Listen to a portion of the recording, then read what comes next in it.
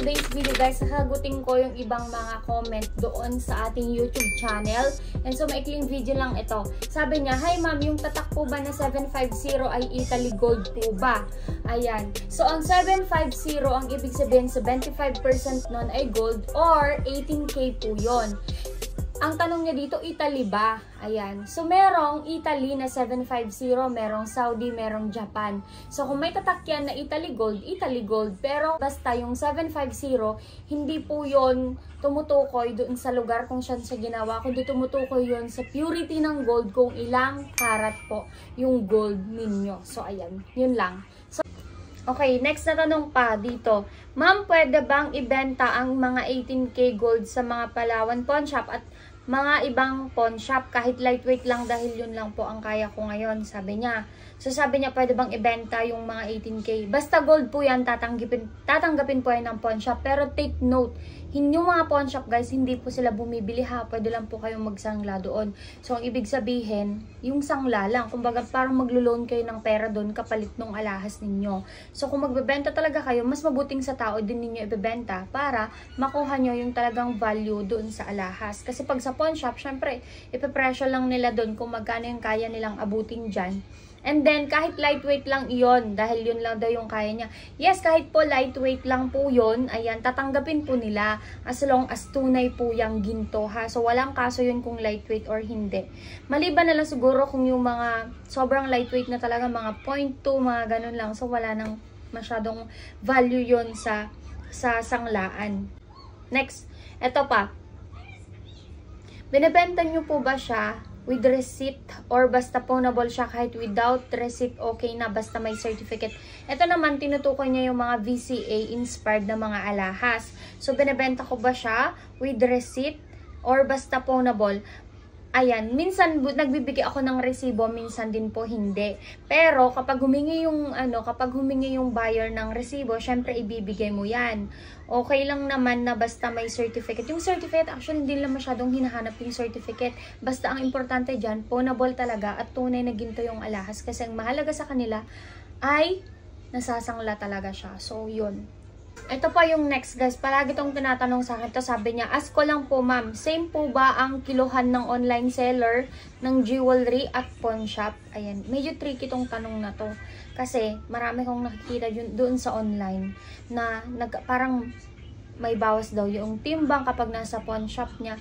Sa sarili kong experience, talagang magkaiba yung timbangan ni seller at saka ng pawn shop. So si seller, inuulit ko naman yung sa timbangan ko, sarili kong timbangan kapag nanggaling na sa kanila, tama talaga. Pero kapag nasa pawn shop na, meron talaga siyang variation. So minsan, meron talaga siyang bawas. So hindi ko alam kung anong problema.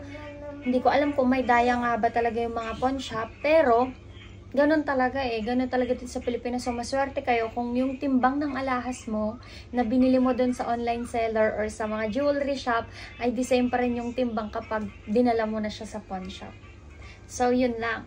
So, ito na yung last na tanong na sasagutin natin. Nababawasan po ba ang grams kapag nag-test kasi kinikis-kis? Ayan.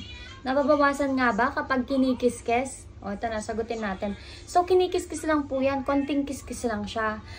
Yung iba, sinasabi lang na nababawasan, pero sa totoo lang, hindi po siya nababawasan.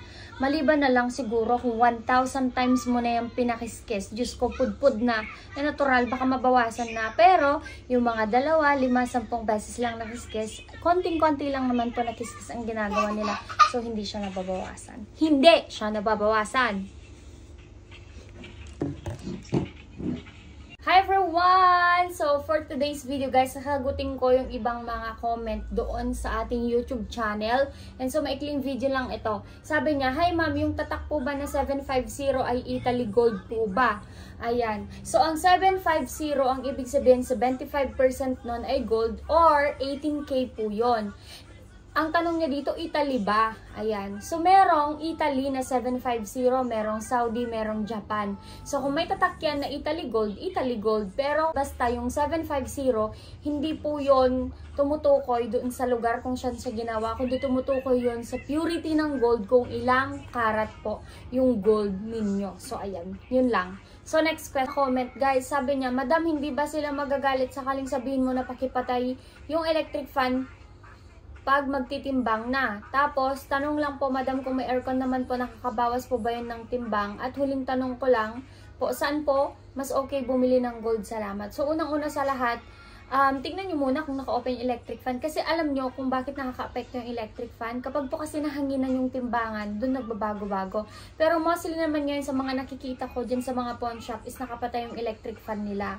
And then, maaari na ma-offend po sila kapag sinabi mong patayin. So, parang, okay, parang ganun siguro. Pero, dapat, before po kasi kayo pumunta doon sa pawn shop, alam niyo na rin kung ano yung timbang ng alahas ninyo. Para ma-compare ninyo kapag tinanong ninyo, halimbawa, sabi nila 1.5, samantalang 2 grams yun. So, malaki yung bawas. So, magtaka ka na, dapat mo pang bang i-continue ang transaction dun sa pawn shop na yun? Wag na. Yung next na tanong niya, kapag may aircon ba, nakakabawas din? Hindi. Hindi po siya nakakabawas kasi yung aircon, wala naman siyang force or pressure na hahangin. So, parang malamig lang talaga. And last na tanong niya, saan ba mas okay bumili ng gold? Salamat. Mas okay pong bumili mismo doon sa Ongpin o kaya sa Recto. So, dapat mag-ingat kayo doon kasi maraming mga seller na mga mambubudol. So, yun lang guys. Ituloy natin sa susunod. Kung nagustuhan nyo ang video na ito, mag-like at mag-follow. Bye-bye!